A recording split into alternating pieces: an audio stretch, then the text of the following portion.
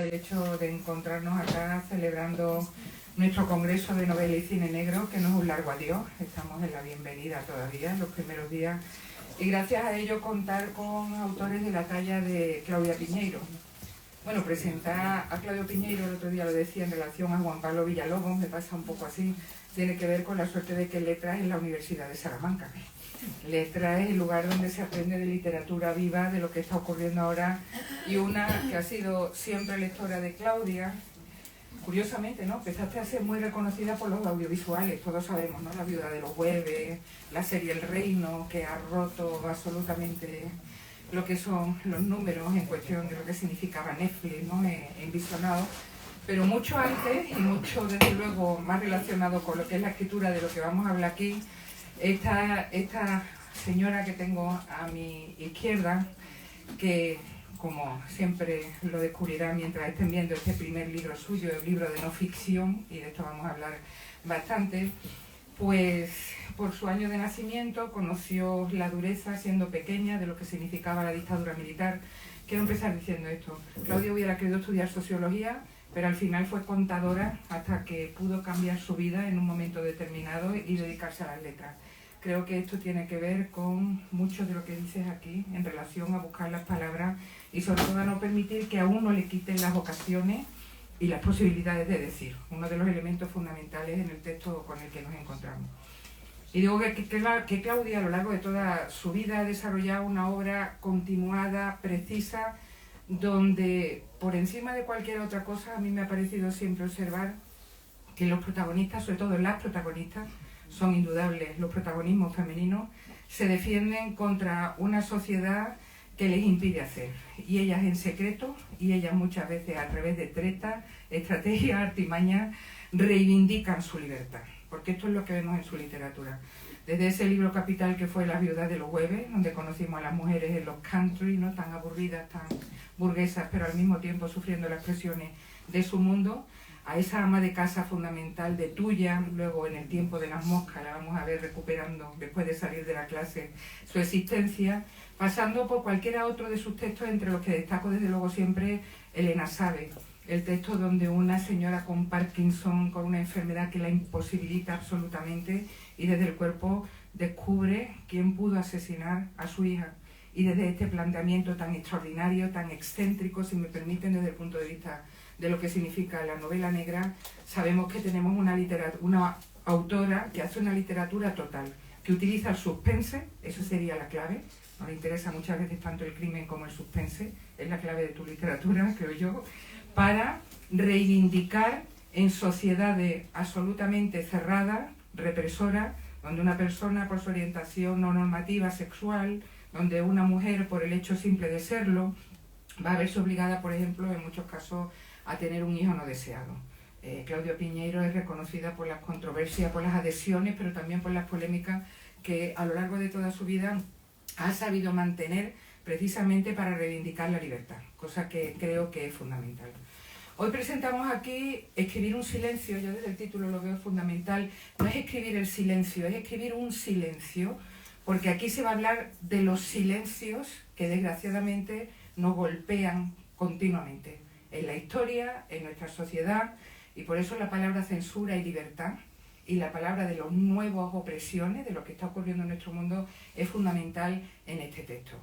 Como digo, es un texto de no ficción que recopila muchas de las colaboraciones realizadas por Claudia a lo largo de los años en numerosas revistas y reunidas por ella y por su editora Julieta Obedman en un trabajo extraordinario, porque hay una reescritura, yo creo, luego hablamos si tú quieres de eso, actualización de algunos textos que yo conocía, que he visto que tú has reescrito para quitarle circunstanciación y volverlo a que golpeen el presente, que es algo que creo que te interesaba mucho cuando estabas desarrollando la obra.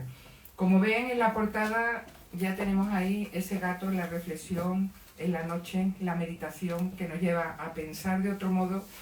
Y ya digo que una estructura abierta podría leerse perfectamente, porque son textos breves en forma de rayuela, como lo hicimos con Cortázar en más de una ocasión, la lectura ordenada o la no ordenada, pero yo aconsejaría que se hiciera ordenadamente, porque pasamos de la autora, el quién soy, al de dónde vengo. Ahora vamos a hablar de todo eso si a ti te parece, luego a sus intereses mayores y preocupaciones, para continuar con un capítulo dedicado a la lectura, a la escritura, y ahí tenemos una suerte enorme, porque vemos el taller de Claudia Piñeiro, cómo pensó los títulos, cómo utiliza los puntos de vista, cómo le interesa la escritura y la estructura al mismo tiempo. O sea, que sin estructura no hay libro. Creo que los grandes autores siempre cuidan la forma, y aquí se ven las dudas muchas veces de los autores, que me parecen fundamentales. Para terminar, todos estos planteamientos, que digo, van de lo más biográfico, íntimo y personal, hasta lo que significa sus planteamientos en literatura, sus lecturas, sus obras, esa intrahistoria, esos andamios que son fundamentales, terminar con los discursos que desarrolló en academias, en universidades, en cualquiera de los múltiples festivales a las que esta insigne, no hay que decir otra palabra, en toda ocasión. El libro está dedicado, y ya voy a terminar acá para empezar el conversatorio, porque es lo que me interesa a mí, a ustedes, que hable Claudia Piñeiro ante ustedes. Está dedicado, curiosamente, y creo que es muy significativo, a los silencios que mi padre no pudo escribir. Creo que eso revela la parte biográfica profundamente íntima que tiene este texto. En el fondo es una recopilación de cuestiones que pasaron por su cuerpo, desde la escritura a la COVID-19. Hay un tremendo capítulo dedicado al coronavirus y a lo que sentimos entonces, que también quiero discutir contigo, o sea, plantearte, porque parece que hemos olvidado ese momento de horror tremendo en el que nos encontramos. Y digo esto de a los silencios que mi padre no pudo escribir, porque ella es descendiente de españoles, hay una parte incluso que conocemos, el pueblo de Portosín, y ese es el interés. Si su padre no pudo escribir en un momento dado, como nos dijo Alfonsina Storni en aquel precioso poema Pudiera ser, yo escribo lo que mi madre no pudo escribir, pues Claudia Piñeiro nos demuestra que se puede ver de otro modo, y que curiosamente escribir es en muchos casos eso, conseguir hablar contra los silencios, sea la represión, la idea de matrimonio normativo, las responsabilidades en cuanto a lo que signifique un cuerpo, una familia, un hijo. La maternidad, por ejemplo, atraviesa todo el libro con tantas otras cuestiones. Creo que con esta presentación es suficiente y a partir de ahora mantenemos la conversación. Pero antes de nada, siempre pido un aplauso para Claudio, para que vea que todos estamos listos.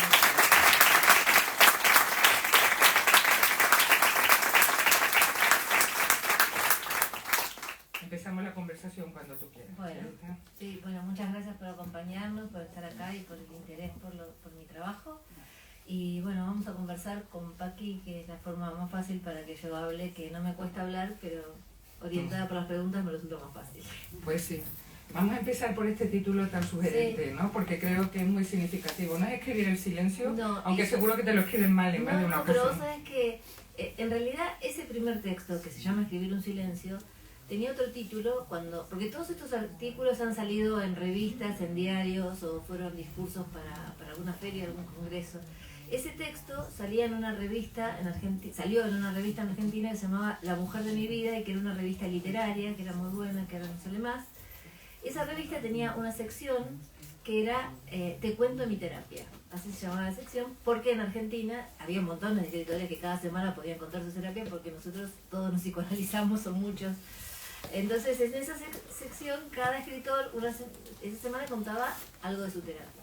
Y esa columna surgió así, con ese título, porque era el título de la revista. Después yo tenía que buscar un nombre, y como es muy sustancial en lo que yo cuento, el tema del silencio, porque lo que cuento es que yo iba a terapia y me quedaba callada, y estaba a los 50 minutos callada, me iba a mi casa, supongo que la psicóloga con eso algo hacía, pero yo me quedaba con la sensación de que me salía muy cara esa terapia. Y hasta que un día dije, bueno, voy a escribir antes de ir, y llevaba textos escritos y los leía. Entonces, hay algo en ese texto, en el texto que está refiriéndose Paqui, que justamente hay silencios a lo largo de la vida de uno a los que en ese momento no le pudimos poner las palabras adecuadas, y después aparecen, mucho tiempo después, la forma en que podemos contarlo, ¿no? Entonces, cuando yo le puse el título, primero le había puesto a escribir el silencio y no me terminaba de cerrar. Y un día, hablando con mi editor por teléfono, Juan Boido, bueno, Julieta Olma trabaja con Boido, pero estaba hablando con él, y entonces estábamos hablando y él dijo algo del libro, y yo dije, para, vos dijiste escribir un silencio, y me dijo, no, yo dije, vos dijiste. Empezamos a discutir cuál de los dos había dicho escribir un silencio, Pero la cuestión es que cuando yo escuché eso dije, no, es que no es escribir el silencio, es escribir un silencio, otro silencio, otro silencio. Entonces, me gustaba lo que trajeras esa cuestión, porque también encontrar un título a veces tiene un desajuste hasta que uno le encuentra exactamente, porque a alguien le pone un libro, ¿no? La cuestión del silencio. Y acá son pequeños silencios. Sí, porque es una crónica situada, además. Ella tiene aquí un precioso texto dedicado precisamente a los títulos de sus obras, con lo cual, como todos somos curiosos, saber de cuánto le costó conseguir La viuda de los jueves, o que se convirtió en inglés La viuda de los jueves por la noche. Todas esas ironías que son pero vitales, porque realmente es el cuaderno de bitácora de tu escritura, hace que ese también sea un texto que a uno le encanta si sigue tu obra. Bueno, en ese escribir un silencio tú llegas a decir: la escritura me ayudó a salir del silencio sin correr el riesgo de la palabra pronunciada, de lo dicho sin control. Porque tú hablas de que tenías un problema de verborrea, precisamente. Sí, no de verborrea, porque verborrea sería hablar mucho, quizás, ¿no? Era como de hablar filoso, de decir cosas que a lo mejor al otro podía herirle. Y entonces, un poco... Yo creo que uno empieza a ir a terapia con excusas. Uno dice, vengo por esto, y a lo mejor viene por otras cosas también, ¿no? Que todavía no las puede enunciar. Pero lo que yo tenía claro era que quería ir a ver qué me pasaba con esta cuestión de no poder controlar determinadas cosas que decía. Entonces, por un lado estaba el silencio con respecto a mi intimidad y a lo que no quería contar, y por otro lado estaba la palabra que salía sin control, ¿no? Uh-huh. Esta parte es el quién soy. Estamos en la primera parte, por tanto aterrizamos en la mujer Claudia Piñeiro y también en la escritora, cómo comenzó a escribir precisamente como una forma de control. Le sigue un texto extraordinario, Límites, porque además ahí empieza ya la crítica, por ejemplo, a cómo la medicina no atiende a las mujeres por el hecho de ser mujeres. Yo creo que es uno de los textos más extraordinarios. Me gustaría que hablaras de él en cuanto a lo que significa la trombosis que padeciste, de dónde vino y el no tener límites. Bueno, en ese texto me lo pidieron con ese título, Límites, porque era un festival de literatura en Buenos Aires que tenía un leitmotiv, todos los años cambia, y ese año eran los límites. Y a mí se me ocurrió esto, de contar los límites que se me había puesto a través del cuerpo, ¿no? Y empiezo contando distintas cosas, pero lo que cuento es básicamente que para una feria del libro yo tenía un dolor terrible de cabeza, pero como siempre me dolía la cabeza no le di demasiada importancia. Después empecé a tener algún problema con la motricidad fina, entonces está el límite de, no sé, de un cesto donde uno quiere poner el cesto y queda fuera, el papel en el cesto y cae afuera, entonces ese límite que el cuerpo no reconoce. Querer entrar con el auto en un sendero y pifiarle al sendero, y entonces también hay un límite que te trata el sendero y no entras. Hasta que a ninguno de esos señales le di importancia, hasta que me puse a escribir. Y yo escribía una palabra y miraba la pantalla y decía cualquier cosa. O sea, yo quería poner, no sé, escribir un silencio, y eran todas letras inconexas que no decían escribir un silencio. Entonces no entendía qué era lo que estaba pasando. En un momento pensé, tiene un problema en la computadora. Después me di cuenta que lo que sucedía era que yo quería tocar una tecla y tocaba la de al lado. Esto que digo del corrimiento de la motricidad fina. Entonces fui al hospital a ver qué pasaba, porque dije, acá está pasando algo. Y me atendió una médica en un hospital que es un hospital supuestamente muy bueno, pero que los dueños son los del Opus Dei, entonces tiene como ciertos prerrogativos, o sea, no tener anticonceptivos, hay algunas cosas, pero bueno, era el que estaba más cerca de mi casa y yo anticonceptivo no necesitaba, así que fui por esta ocasión. Sí. Y entonces la persona que me atendió, le dije, no, lo que pasa es que vengo porque tengo un problema, yo estoy escribiendo una novela en un iPad, que la verdad yo escribía la novela en un iPad que no era el más chiquito, pero ya había escrito la novela anterior en el iPad, y me dijo, no, pero eso es porque le pasa a todas las mujeres que escriben, a las mujeres me dijo, no me dijo a cualquiera le puede pasar una... Las mujeres no le invocan bien, viste que nosotros... Digo, no, pero yo le quería explicar que yo era escritora y que se sabía perfectamente que podía escribir en un iPad, y no hubo forma. Me dijo, no, eso debe ser, te debe doler porque tenés algún problema de cervicales, me dio un Dioxaflex, una cosa así para relajar el coso, y me mandó a mi casa. Y después cuando estaba en mi casa, sí, almorzando con mi hijo, este brazo se me empezó a ir así para atrás, y ahí me desmayé, y bueno, ahí sí me internaron y tenía una trombosis que no llegó a romperse, entonces por eso no me quedaron secuelas, pero todas esas cosas del cuerpo marcan mucho los límites, ¿no? Porque uno cree que puede hacer cualquier cosa, que puede, ¿no? Y el cuerpo es el envase con el que hacemos esas cosas y a veces no se puede hacer cualquier cosa. Lo que a mí me parecía llamativo de esa anécdota también es que yo recién fui al hospital cuando no pude escribir, ¿no? Que también tiene algo que ver con lo que nos constituye. Mientras era no embocar el papel o no embocar con el auto, decía, bueno, después voy, después. Pero ahora cuando no pude escribir me di cuenta que ahí pasaba algo.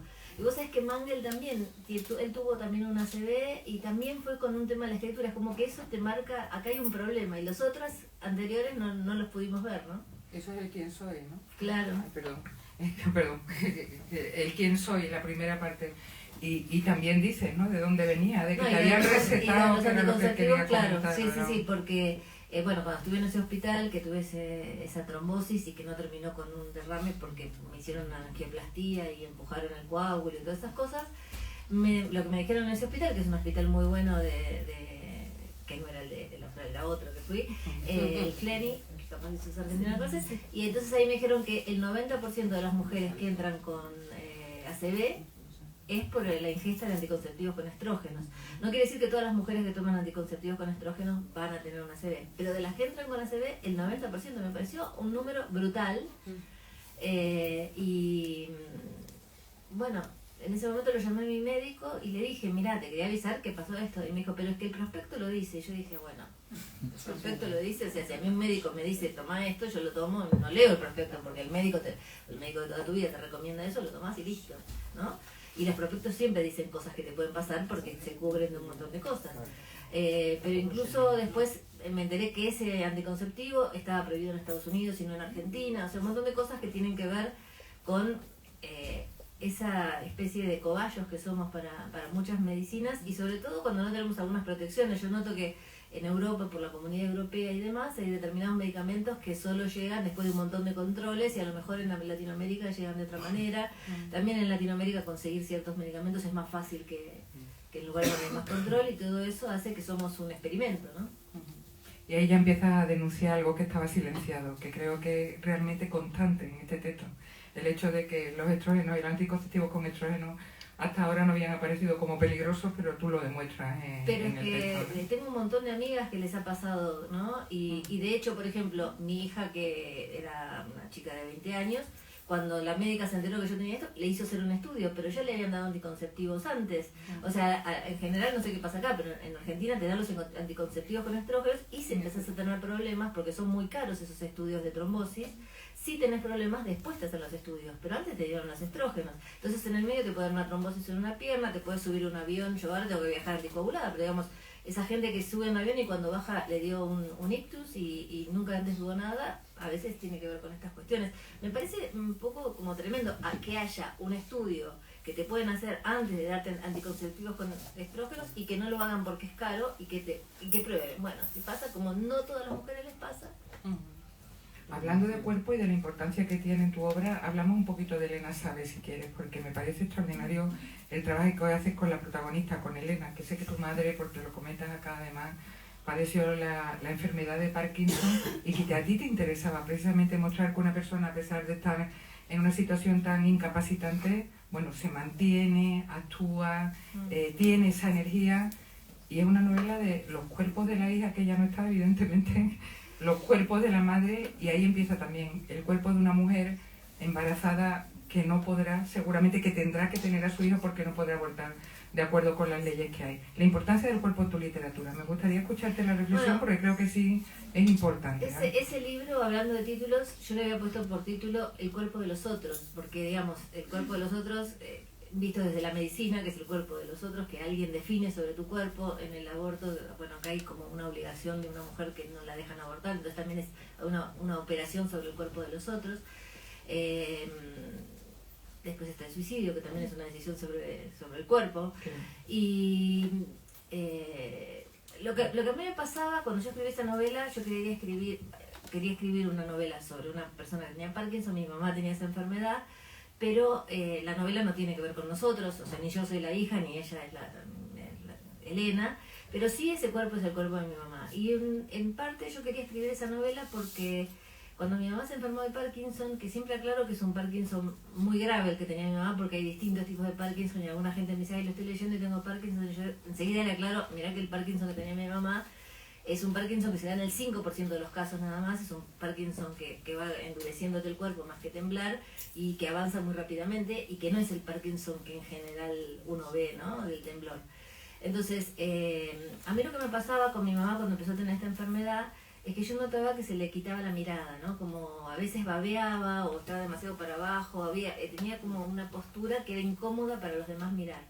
Y en un texto de Susan Sontag que se llama La enfermedad y sus metáforas, que es un texto de ella muy importante, ella dice que una de las cosas que le pasa a los enfermos es que justamente se le quita la mirada, ¿no? Esa cosa de que viene alguien enfermo con alguna discapacidad y uno le dice a un chico, no lo mires, no lo incomodes, como si fuera malo mirar, ¿no? Y entonces también le quitas la mirada, además de todas las otras cosas que te puede quitar la enfermedad o la discapacidad. Y yo notaba que a mi mamá se le quitaba la mirada. Entonces, Elena Sabe es como un primer plano sobre el cuerpo de esa mujer con Parkinson. El que quiere leer Elena Sabe tiene que mirar ese cuerpo con Parkinson. Y algunas personas me dicen, ay, yo no pude seguir porque no puedo... Bueno, esa persona no puede leer Elena Sabe porque no hay respiro. Estás todo el tiempo siguiendo ese cuerpo, ¿no?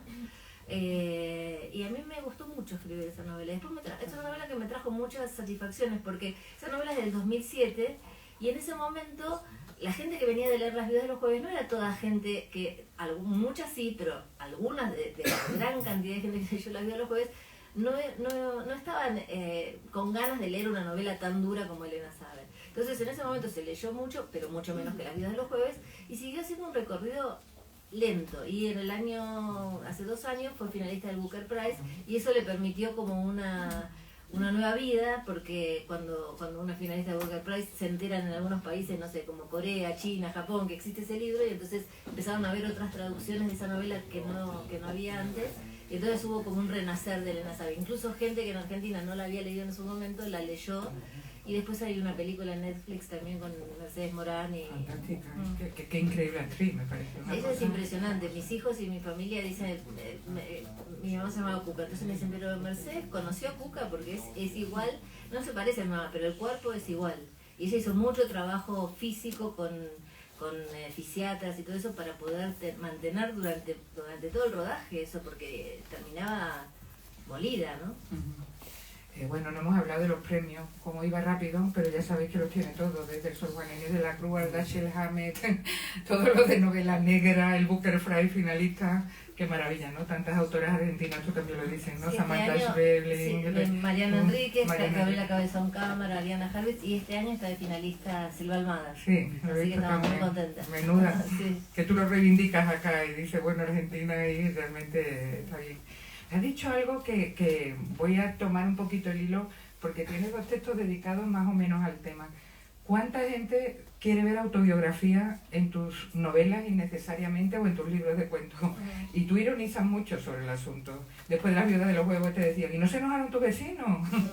O en Elena Sabe estaban buscando precisamente la historia de tu madre contigo, que no tiene absolutamente nada que ver. Esa idea que te molesta tanto porque evidentemente te impide lo que es la ficción, ¿no? La libertad de la ficción. Y ha hecho incluso, me gustaría contar esas anécdotas, a través de las redes sociales que tenga alguna muy interesante interacción. No es que me moleste, me causa un poco de gracia y ironizo sobre esa cuestión, ¿no? Porque siempre, yo creo que hay un problema con la imaginación, ¿no? El que no escribe le cuesta que al otro... le cuesta imaginar por qué el otro imagina, ¿no? ¿Cómo se te ocurrió eso? Te tiene que haber pasado, porque si no, ¿cómo se te ocurrió, no?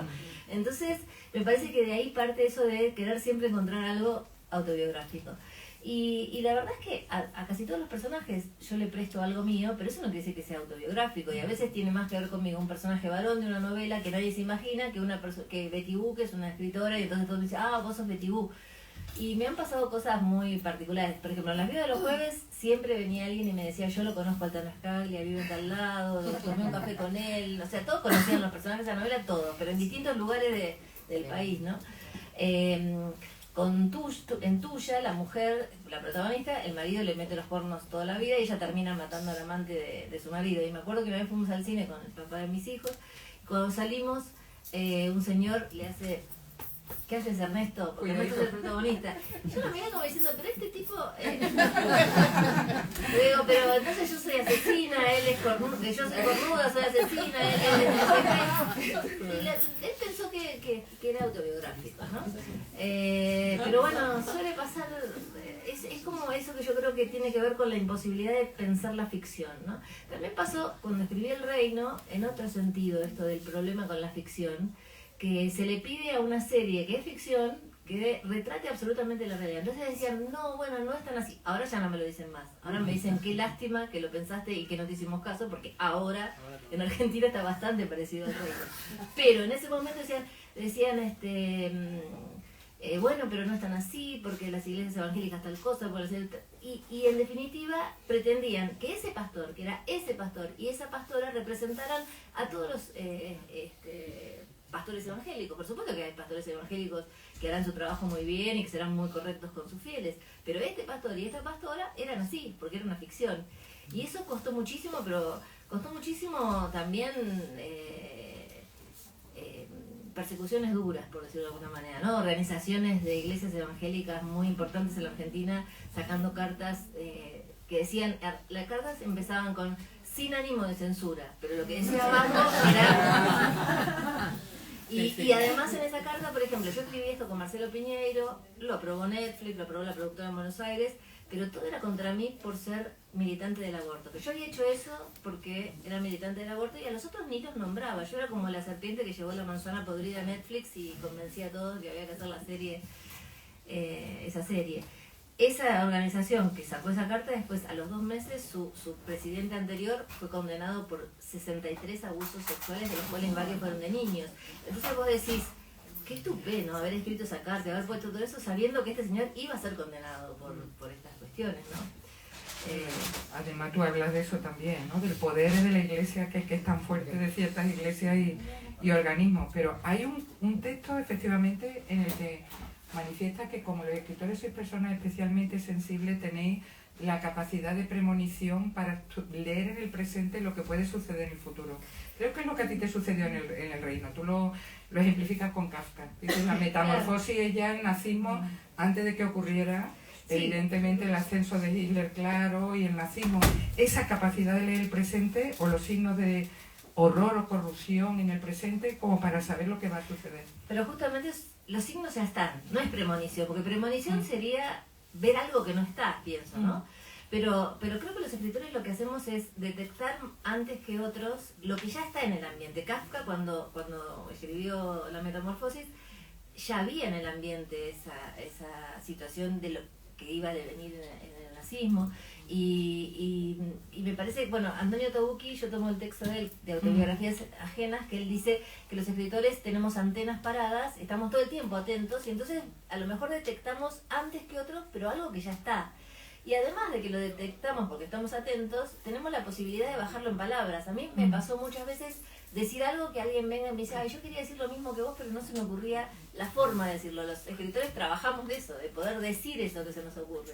Entonces hay como una inmediatez en esa operación de detectar algo y de decirlo, que a lo mejor otras personas que no se dedican a la escritura no lo tienen, ¿no? Eso sería. Y tú tienes en la literatura esa capacidad como para abrir caminos, porque después de que tú hiciste lo de La Viuda de los Jueves, La vida en los country, ¿no? Estos sitios tan... Luego siguió una estela impresionante de textos que siguieron tus líneas. La verdad es que está muy bien y en ese sentido se ve que van marcando camino. Vamos a seguir con la segunda parte si quieres, porque son 9, pero bueno, a donde lleguemos, porque seguro que también vosotros queréis preguntarle a la autora. ¿De dónde vengo? Bursaco, pero también los orígenes gallegos, el pueblo, la idea de los ausentes, la casa 17 de tus padres y tus abuelos, incluso la recuperación de una abuela. Me gustaría que hablaras de todo eso que es la recuperación desde diferentes edades de una mujer, que es lo que tú planteas aquí. Cuando fuiste de jovencita a ese pueblo, la experiencia no fue la misma que cuando has ido en la madurez, y cómo esa memoria te iba haciendo en la parte de donde soy, donde conocemos tu familia, te conocemos muy bien a partir de ahí, bueno, por lo menos a través de esos detalles. Sí, hay gente que lee este libro y me dice, pero esto es una autobiografía, y no es así, porque son dos textos que me han pedido en distintos momentos, pero sí es cierto que yo acá hablo de cosas más personales que en la ficción. Lo mismo que una periodista un día me dijo, ay, yo no sabía que tenías hijos y que los cuidabas además. Como las novelas pongo muy en crisis el rol de la maternidad, no la maternidad o no mis hijos, pero sí el rol de la maternidad, entonces se había imaginado que yo, no sé. Entonces, bueno, algunos me dicen parece una autobiografía o parece lo que se llama ahora las literaturas del yo, ¿no? Pero en realidad son todos textos escritos en distintos momentos porque alguien me pidió, ¿podés escribir una nota sobre tal cosa? La estructura de este libro que la armamos con Julieta Oberman, mi editora, justamente tiene el primer capítulo que es ¿Quién soy?, que habla de cosas muy personales, de quién soy como escritora, etcétera, y el segundo es de dónde vengo, porque yo creo que quién soy tiene que ver con de dónde vengo, ¿no? Uno es también aquello que fue y lo que fueron sus padres y todo un montón de cosas a lo largo de la infancia, la adolescencia, etcétera. Entonces, bueno, ahí está el texto, varios textos sobre mis padres, sobre mis abuelos, y el texto que decís vos, que se llama Todos los mares, tiene que ver con una segunda ida mía al pueblo de mi padre, a Portosín, porque yo había ido a los 26 años cuando vine por primera vez con unas amigas y tenía como esa ingenuidad o no sé, esa cosa de cierta edad que sí, fui a ver qué parientes quedaban y los conocí y todo, pero no indagué demasiado, ¿no? Uno, era como, bueno, yo vine, fui a ver a mis abuelos, fui a ver el otro pueblo de mis abuelos que era Laza, en la zona de Orense, etcétera, como para cumplir con volver a las raíces, pero no volví de verdad, pasé, ¿no?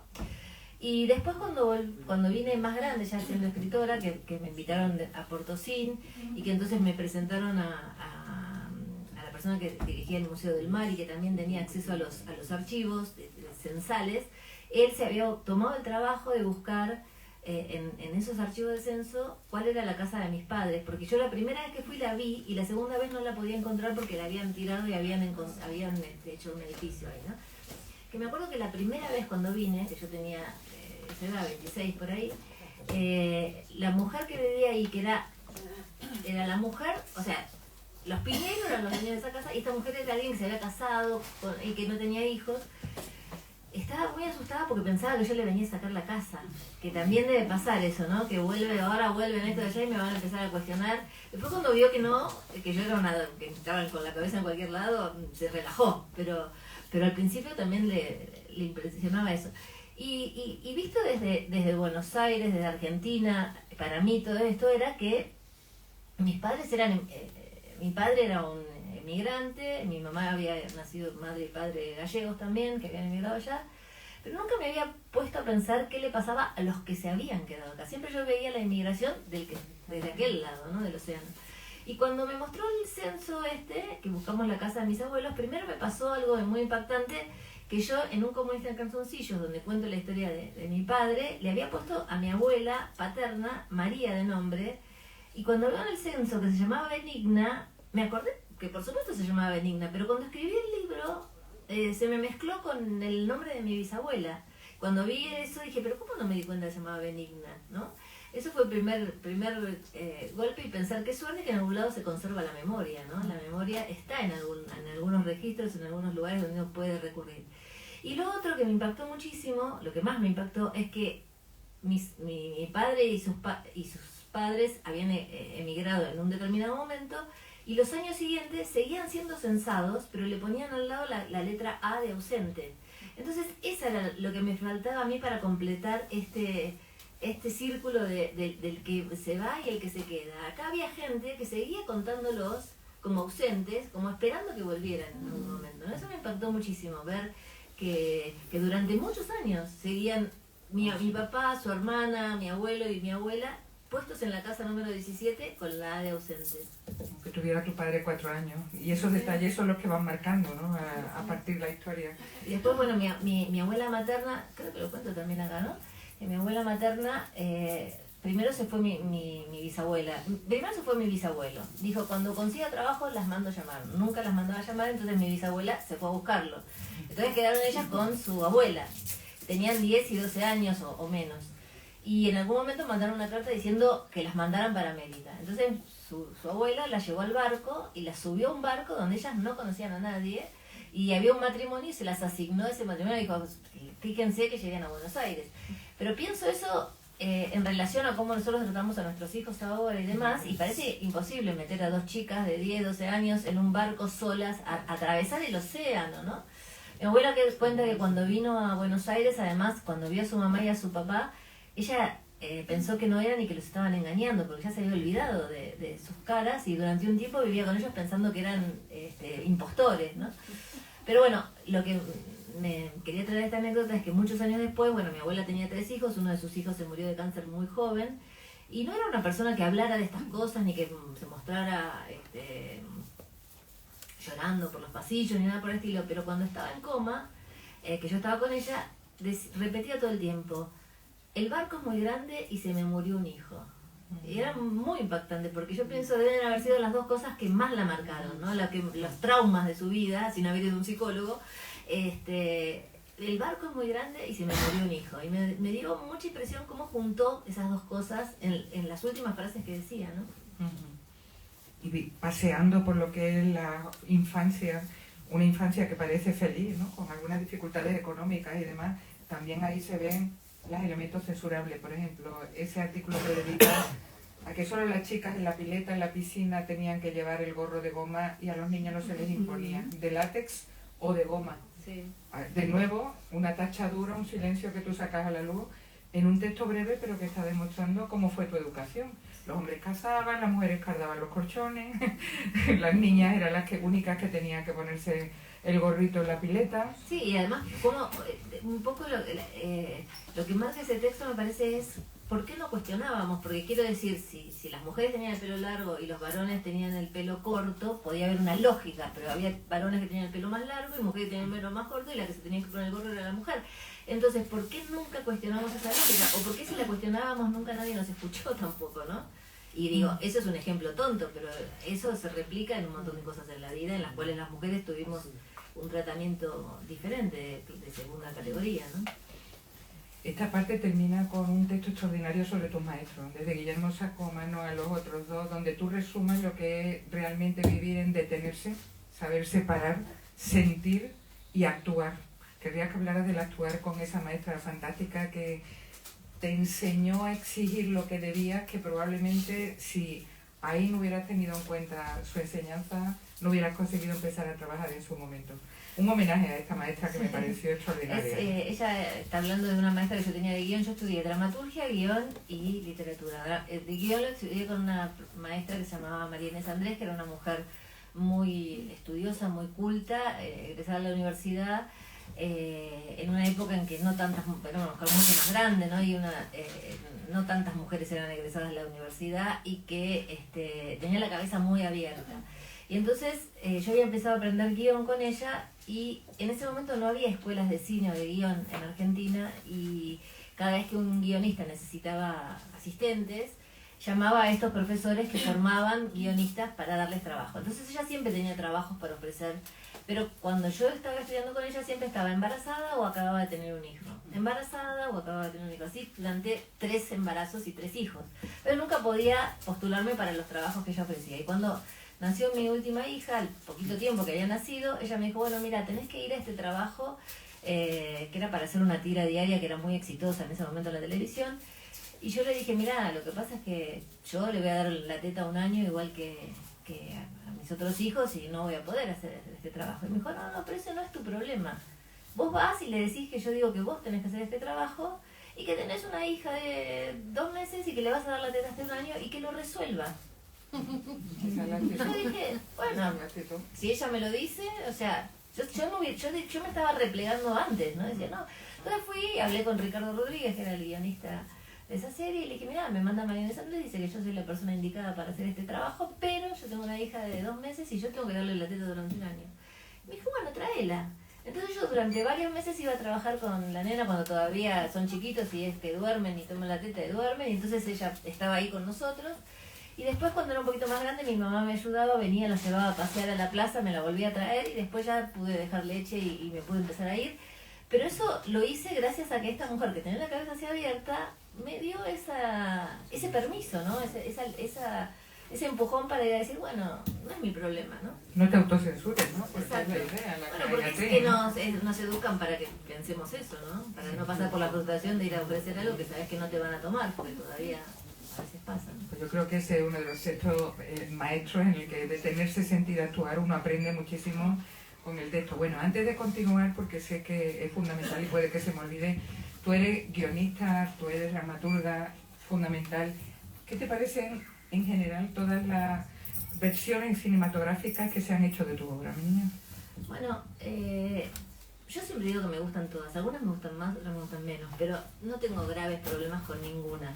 Son todas muy distintas porque las películas y las series tienen mucho que ver con el director, ¿no? El director hace una lectura de ese libro, así como ustedes hacen una lectura de un libro, viene un director, hace una lectura y hace esa película que él lee en ese texto, ¿no? Entonces, también es muy personal. Uno no ve la novela que cada lector se arma en su cabeza, pero cuando ves la película sí ves la que el director se armó en su cabeza. Y los directores tienen que tomar decisiones, tienen que decir voy por acá o voy por allá, o sea, no...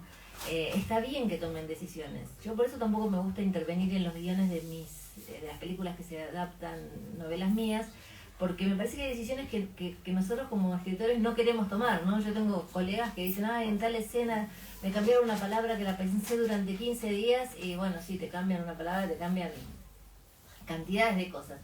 A lo mejor si no las cambiaran la película sería peor, ¿no? Porque justamente lo hace alguien que sabe de audiovisual. Entonces, bueno, hay que aceptar eso por un lado y trato de ir a ver qué hicieron con mi texto. Siempre los leo antes, pero no terminas de tener una visión acabada de lo que es hasta que no la ves, ¿no? Y en general me gustaron todas, algunas le puedo decir alguna cosa que me gustó menos, pero no es que ninguna diga, no, esta película no la quiero ver. Tengo muchos colegas que están fastidiados con algunas películas que no quieren ni ver, ¿no? Vos habrás encontrado alguno a lo largo de estos años. Pero no me pasa eso. Menos mal. Con las versiones. Yo creo que también porque la apertura mental, yo creo que también porque yo soy guionista. Entonces claro. Yo sé que eso es un trabajo que hay que hacer.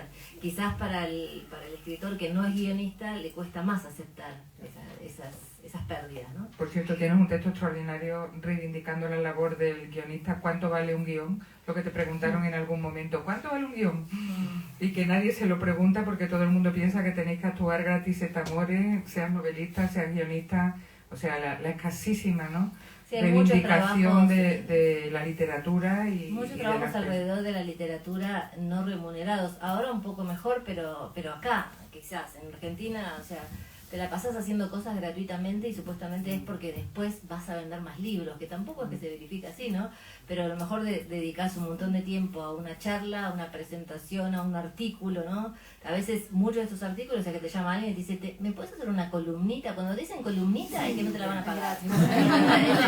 ¿Cómo vas a vivir, no? De hijos, madres y otros amores. Fundamental en su literatura. Los hijos, además con una cita de Margarita Dinar, ¿no? Cuando dice, lo único que no se pone en duda en la vida son los hijos. Puede que el trabajo, puede que la pareja, puede que cualquier cosa, pero los hijos no. Tremendo los textos que dedicas a los hijos, por ejemplo, en Tránsito, cuando se marchan, ese momento que terminan secundaria, siguen viviendo con uno, tú dices cohabitando pero no viviendo del todo. Y lo que significa ser madre, ¿no? Siempre estar pendiente del teléfono y sentir más tensión que cuando estabas en la pileta guardándolos para que no se metieran. Claro, porque cuando son chicos todavía uno tiene cierto poder sobre ellos, pero hay un momento en el cual todavía viven en la casa, pero no creen que tienen obligación de avisar ni si vienen a comer ni si vienen a dormir. Entonces hay como un estado de vigilia permanente, ¿no? Y eso es bastante... El suspense que tú lo veas, ¿no? Sí. Es un momento extraordinario. Cuando a partir de esos detalles se ve el estilo Piñeiro, yo digo. Que tú dices, es que yo alquilo siempre una casa de verano grande pensando que van a venir conmigo, pero solo me avisan 2 semanas antes que tienen un mejor plan. Entonces, a partir de ahí las cosas van cambiando. Igual de la idea de la maternidad por la madre, porque tú mismo eres madre, la dificultad. Y bueno, el tema del aborto, que no solamente Elena sabe, Catedrales, ¿no? Esa novela extraordinaria, que es Catedrales, ese tema durísimo que tú has denunciado tantas veces, el hecho de que no se permita la libertad y lo que ha significado en la vida de tantísimas mujeres a lo largo de la historia. Me gustaría escuchar tu reflexión aquí porque es fundamental en esta parte de tu texto, ¿no? Sí, bueno, a mí me parece que por un lado a veces funciona es un poco, no digo que esté bien esto que voy a decir, pero a veces funciona más que una persona que tiene 3 hijos, como es mi caso, hable del aborto que una mujer que a lo mejor no tiene hijos, porque entonces les parece que están defendiendo su propia necesidad, ¿no? Pero nosotros como mujeres podemos haber elegido ser madres, tener hijos y pensar que otra mujer puede decidir no querer ser madre, puede decidir no querer ser madre, puede haber quedado embarazada sin desearlo, puede querer no seguir avanzar con ese embarazo, y a mí me parece que tenemos que poder ponernos en ese lugar, ¿no? Por más que a lo mejor para nosotros decidimos otra cosa. El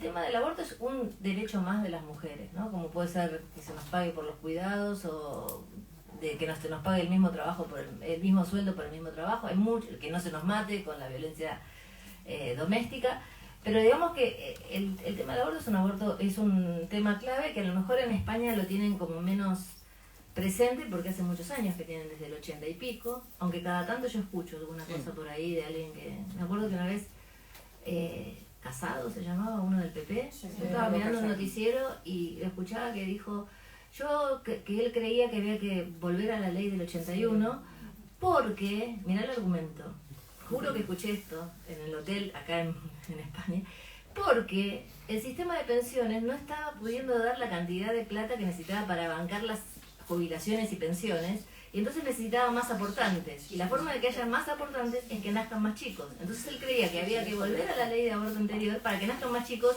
y entonces mejore el sistema de pensiones. Yo decía, pero qué análisis rebuscado, ¿no? Y además siempre la carga sobre entonces las mujeres que tengan más hijos para que funcione el sistema de pensiones, en vez de pensar por qué no funciona el sistema de pensiones, yo qué sé. No sé, es complicado este tema de que también los derechos parece que fueran adquiridos para siempre y después, ¿no? Como dijo Simone de Beauvoir, siempre habrá alguna crisis política, económica o religiosa que haga que vengan por nuestros derechos. Entonces siempre hay que estar atento, ¿no? Atenta. Pero en definitiva, es un tema que a mí me preocupó siempre, está desde mi primera novela, desde Tuya, que es mi primera novela, y además la protagonista en Tuya decide no hacerse un aborto, porque no necesariamente una persona que tiene acceso al aborto legal y seguro y gratuito tiene que hacérselo, pero por lo menos la que sí quiere hacérselo, hacerlo en condiciones que correspondan. Entre paréntesis voy a contar una anécdota de ese libro con respecto a este tema. Tuya es un libro que se lee mucho en las escuelas secundarias en Argentina, ¿no? Entonces me contó una profesora que ella dio como tarea que escribieran una carta en la cual le contaban a la niña, la joven de esta novela, Laura, Lali, le contaba a sus padres que estaba embarazada y que estaba evaluando hacerse un aborto. Entonces una de las chicas de su curso, de su clase, hace esta tarea y la deja adentro del libro de inglés. Entonces viene la profesora de inglés, ve la carta y en vez de decirle nada a la chica, va a la dirección con la carta. Entonces habla con la directora y la directora llama a los padres, sin decirle nada a la chica. En la casa no estaban los padres, entonces llaman a una tía. La tía viene al colegio. Ahí recién llaman a la chica y cuando la chica va al colegio y ve a la tía, pensó, se murieron mis padres, porque ¿qué hace mi tía acá en el colegio? Y entonces le explican y dice, no, pero recién ahí se enteraron que era la tarea de castellano. Llamaron a la profesora que verificó que era la tarea de castellano y esta profesora me dice, la verdad que yo le había puesto un 7, pero después le puse un 10, porque después de haber convencido a tanta gente...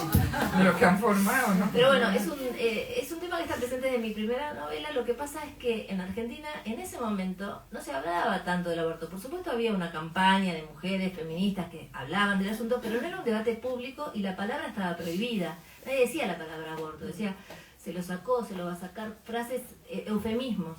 Recién en el 2018 ese debate se dio en la sociedad y ahí entonces empezaron a pensar, pero ¿qué piensa esta persona? Bueno, estaba en todos mis libros, ¿no? Vos podías rastrear más o menos que era un tema que me interesaba. Pero saltó como a la cosa pública cuando empezaron los debates, ¿no? A mí me gustaría que tú leyeras alguno de los textos, porque es que yo no sé, estoy tan entusiasmada ni la hora que es, ahora mismo me tenéis que decir. Ya me estoy pasando yo todo, tengo que intentar que leyeran mínimamente, mira, estamos todavía por el 3 o 9, imagínate. Los títulos de los otros, porque podemos decir como una barrida de los títulos. Sí. Después del 3, ¿cuál es el 4? Sí, no, yo voy a decirlo porque es que claro, me tengo preparado, pero voy a ir más lenta que dijimos. Entonces, que leyera Mujer a los 60, por ejemplo, sería una maravilla, porque qué texto tan bueno en cuanto a Mujer a los 50, bueno, a los 60. Vos dijiste el tema de la corrección, ¿no? Entonces, antes de leer Mujer a los 60... Luego digo los títulos y tú dices lo que quieras, porque yo ya me estoy pasando del tiempo. De otros intereses y preocupaciones destacaría, por ejemplo, un texto dedicado a un joven trans que fue asesinado. Si no hay cuerpo, no hay delito. Es uno de esos textos donde ya se ve la Piñeiro negra, en el sentido de novela negra. Ese texto me pidieron para el país que eligiera un hecho policial concreto de mi país y que lo escribiera para el diario El País de acá, y elegí ese. Este chico que desaparece, quienes desaparecen practicando magia negra. Todavía no apareció. No apareció, increíble, ¿eh? O sea, si lo quieres leer igual, yo digo, es que son extraordinarias piezas.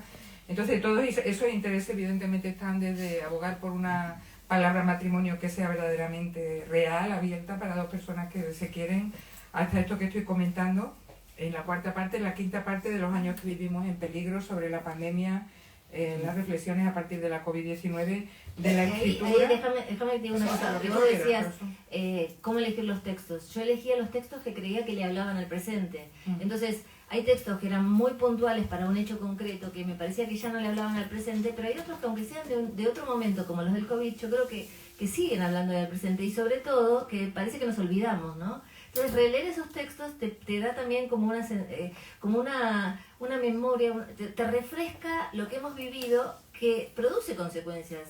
Yo no tengo duda que lo que pasa ahora en Argentina es consecuencia también de muchos jóvenes que estuvieron encerrados en ese momento. Nosotros tuvimos un encierro muy, muy largo, con mucha frustración en ese encierro. A lo mejor era lo que había que hacer, no lo sé, pero quiero decir, no tengo dudas que hay consecuencias políticas de haber estado encerrados y de cómo se manejaron las pandemias en distintos lugares.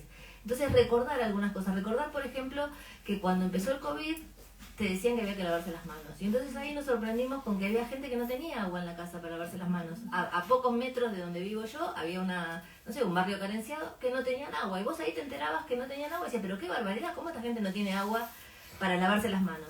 Pasó el COVID y nos olvidamos y siguen sin tener agua. Entonces ahí hay como una cosa que me parece interesante refrescar, ¿no? La denuncia cada vez mayor, ¿no? Ese texto, por ejemplo, hace la lista de las palabras que eran fundamentales para nosotros en ese tiempo, aunque sea solo el listado de palabras, pero dicen, madre mía, verdaderamente creíamos que después de esto cambiaría algo, pero no cambió, desgraciadamente, y a veces para peor en todos los sentidos.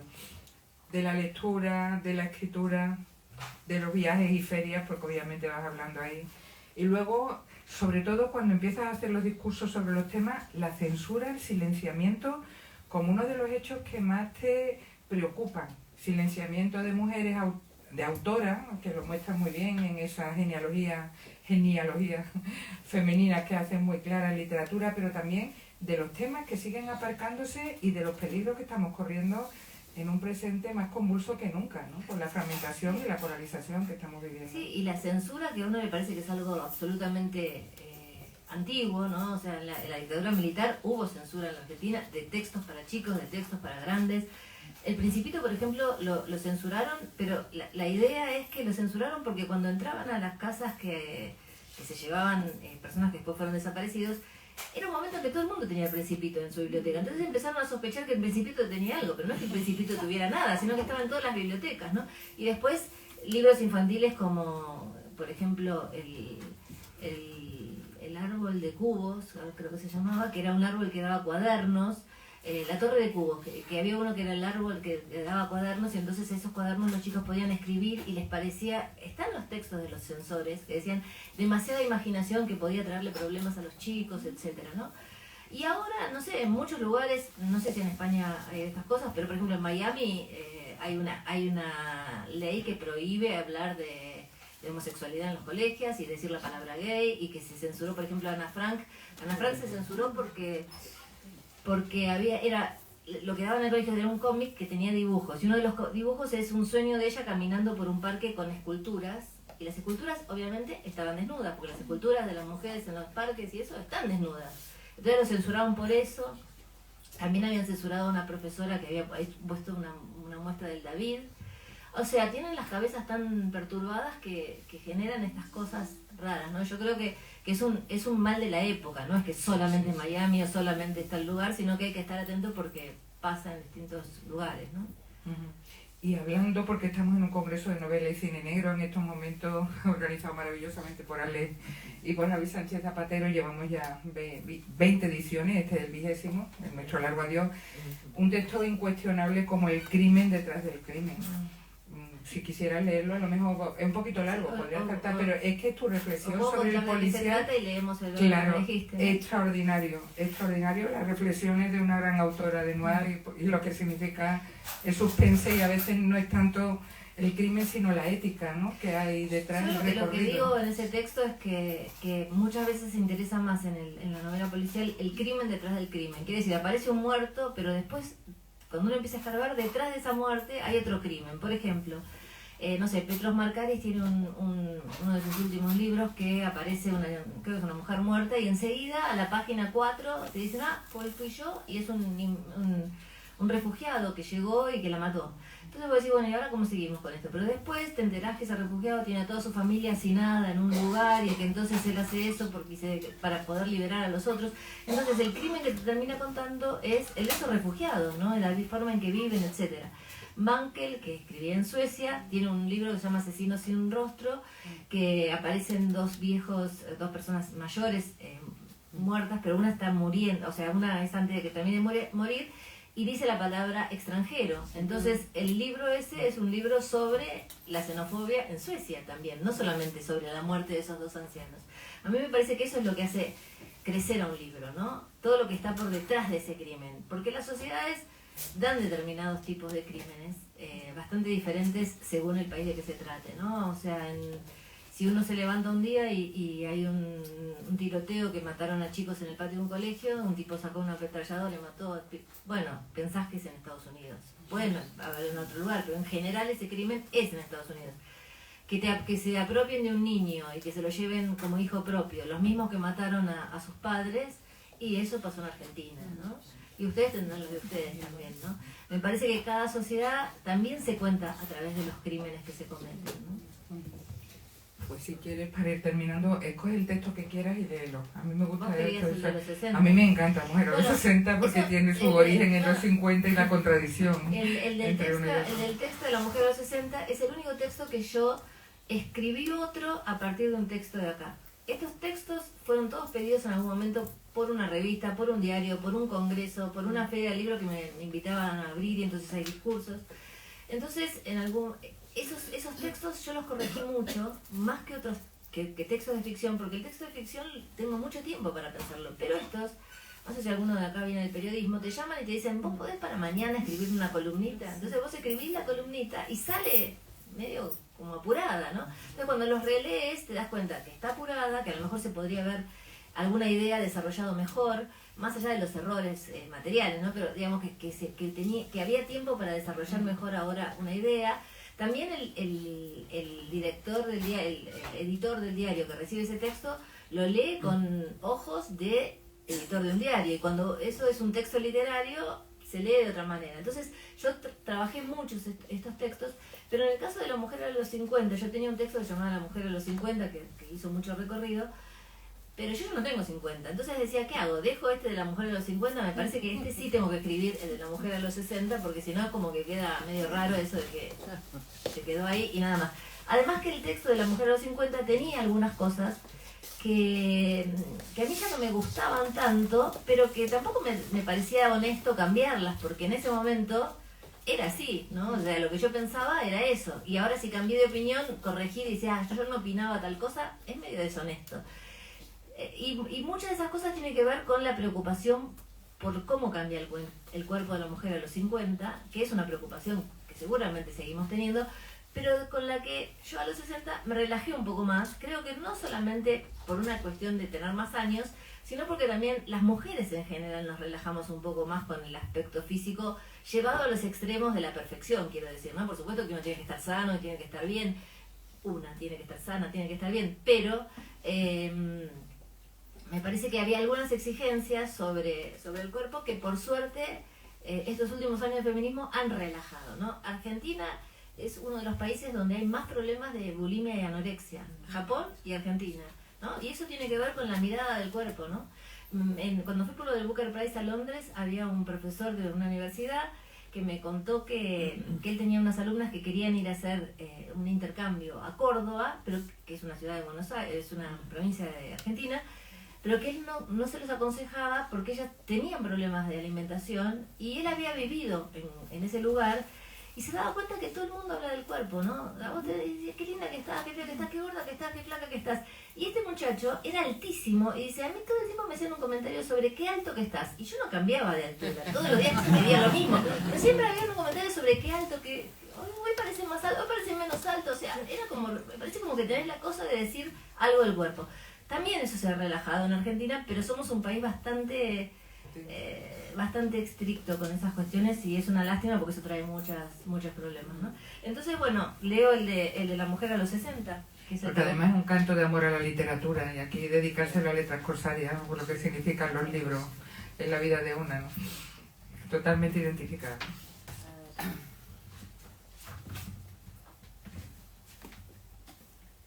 Y ya terminamos acá y os puede firmar los libros que quedan. No sé si alguien quiere hacer una pregunta, ¿no? Sí. Después de que lo leas, si queréis hacerle cualquier comentario, abierto, claro.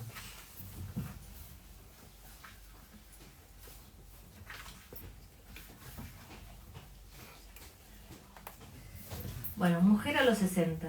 Hace aproximadamente 10 años escribí un texto que se llamaba Mujer a los 50, para la sección Mundos Íntimos del diario Clarín que dirige Daniel Uranowski.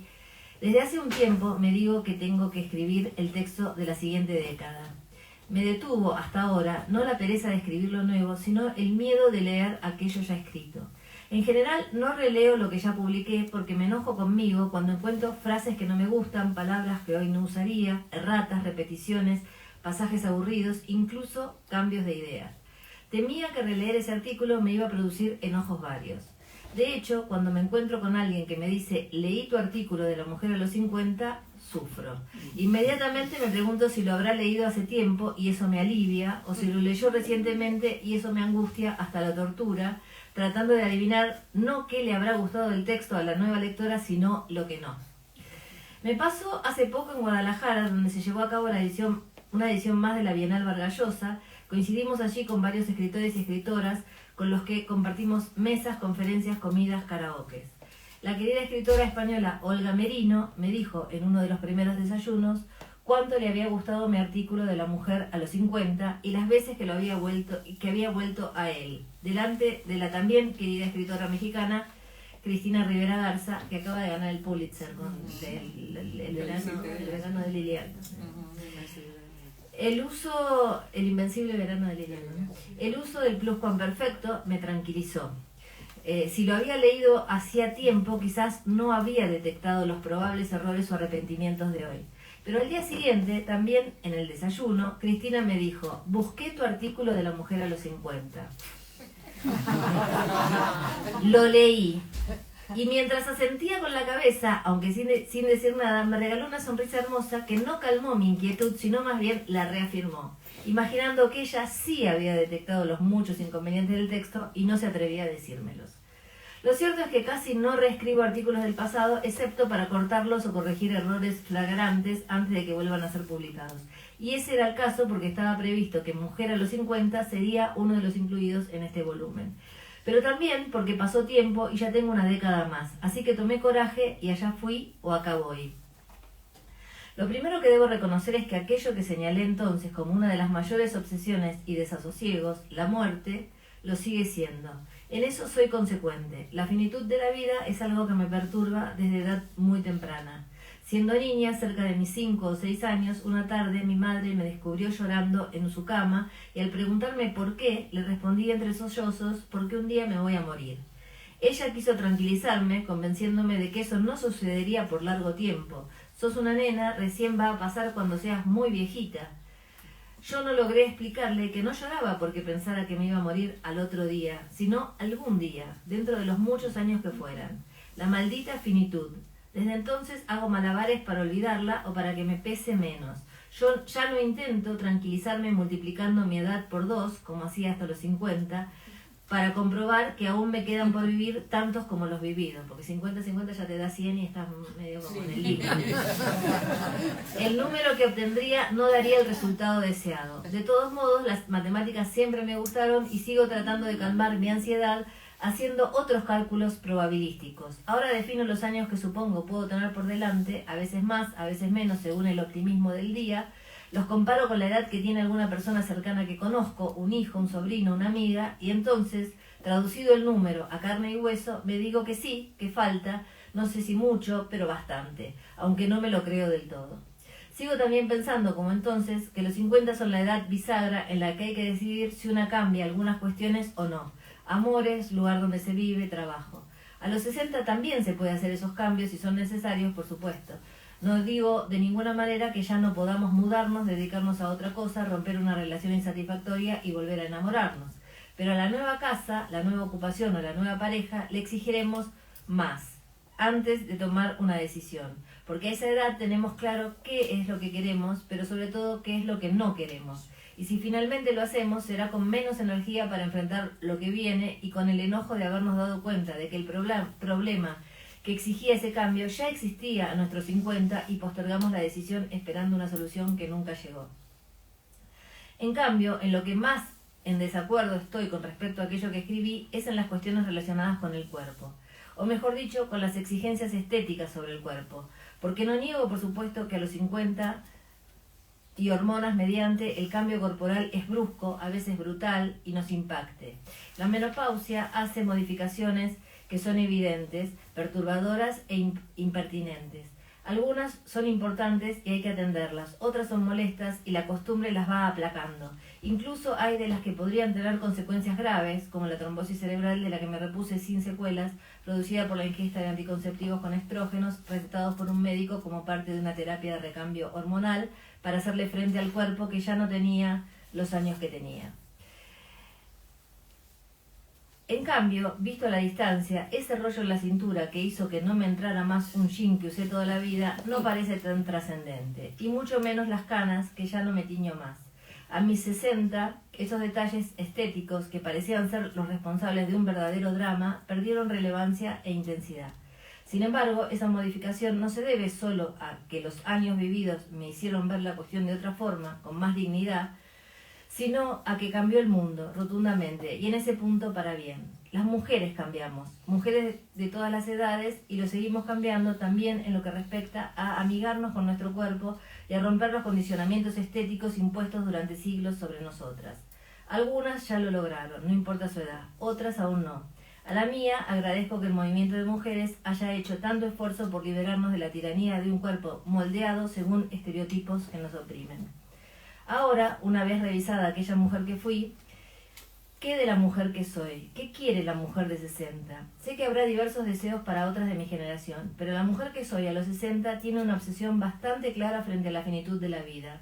Multiplicar los mundos y vidas posibles. Si no puedo sumar más años en sentido vertical, quiero ensanchar horizontalmente. ¿Cómo? Viajando y leyendo, casi compulsivamente. Si siempre viajé y siempre leí, ahora necesito hacerlo, pero más. Quiero más lugares por conocer fuera de recorridos habituales, más amigos que visitar en la ciudad donde viven, más desconocidos con quien entablar una conversación en un tren, más caminatas en las que perderme. Dice Rebecca Solnit en Una guía sobre el arte de perderse.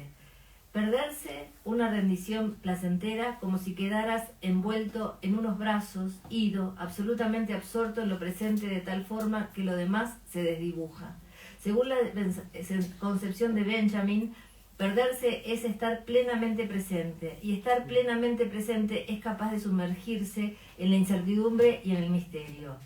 Y no es acabar perdido, sino perderse, lo cual implica que se trata de una elección consciente, una rendición elegida, un estado psíquico al que se accede a través de la geografía. Fin de cita de Solnit. Cada vez que estoy en una nueva ciudad, camino durante horas. Aunque tenga un lugar a donde llegar, el recorrido es aleatorio.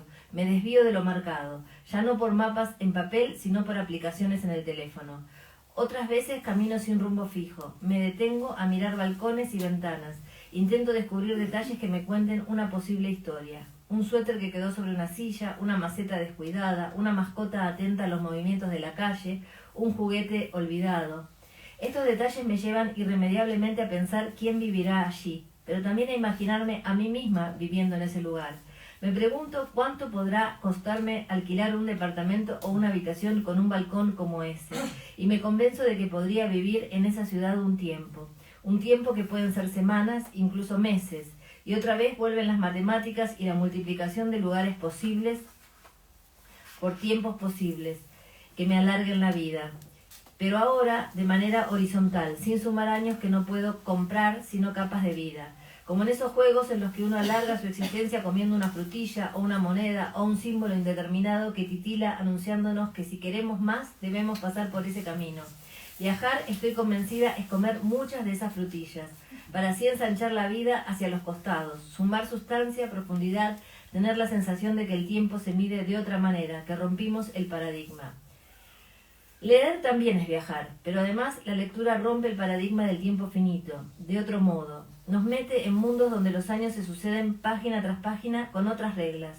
Puedo saltear siglos, ir hacia atrás en el tiempo, plantear fechas futuras que aún no podemos imaginar. En una novela un día puede durar casi 1000 páginas como en el Ulises de Joyce, o un siglo contarse en unas 500 como en 100 años de soledad de García Márquez. El tiempo narrativo no apura los acontecimientos, se demora en el texto todo lo que haga falta, todas las palabras que hagan falta, o lo comprime para ganar en intensidad. Parafraseando a George Steiner en Lenguaje y Silencio, Faulkner versus Hemingway. El tiempo narrativo multiplica nuestro tiempo real, la hora, 2 o 3 que nos pasamos leyendo hasta convertirlo en infinito. A los 60 entonces tengo conciencia de que los cambios fundamentales que tenía que hacer los hice ya hace rato. No me tiño más las canas y la finitud de la vida sigue perturbándome. Pero cada vez que alguien me propone un viaje, yo armo la valija. Y cada vez que alguien me recomienda un libro, lo recibo con entusiasmo. Vuelvo a Solnit. Dejar la puerta abierta a lo desconocido, la puerta que da a la oscuridad. Es ahí donde vienen las cosas más importantes, de donde venimos y también hacia donde iremos. Me gusta este elogio que hace Solnit de la oscuridad, esta revalorización frente a la luz que nos muestra cosas más previsibles. En esa oscuridad están el tiempo y el infinito, y estamos nosotros, tal vez, para siempre. Claudia Pintura.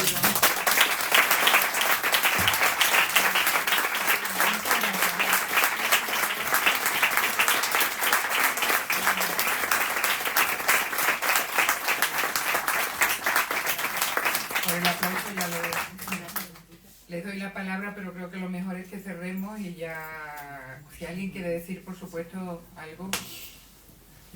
Si no, vamos cerrando, comprar el libro y ella le firma y hablamos un poquito. Bueno, muchísimas gracias. Muchas gracias. Me encanta.